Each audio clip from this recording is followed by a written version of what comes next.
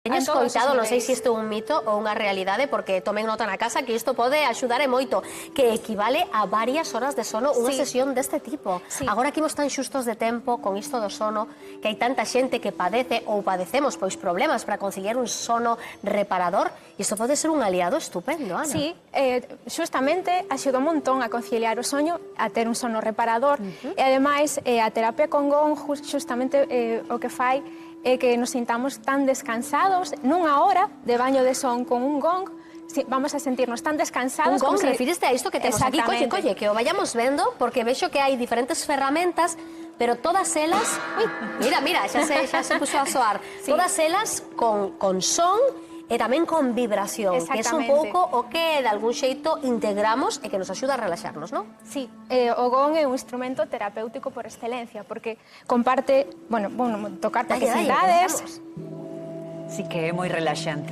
Un montón de armónicos que inciden no noso sistema, activan o noso sistema parasimpático, facéndonos estar máis en paz, máis en calma, e solo con pararse a escoitar. Eu digo de verdade, estou entrando nun estado... Pero o que se trata é de compaxinar, o sea, de contrarrestar o simpático, non? O sistema simpático, que é o que nos activa. Exacto.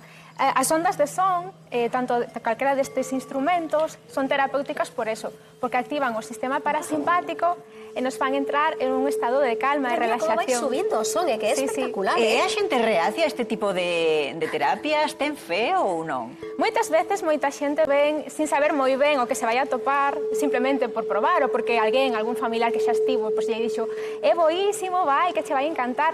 E unha vez que veñen e se abren a sentir e a vivir a experiencia, despois descubren que realmente sí, que é moi beneficioso.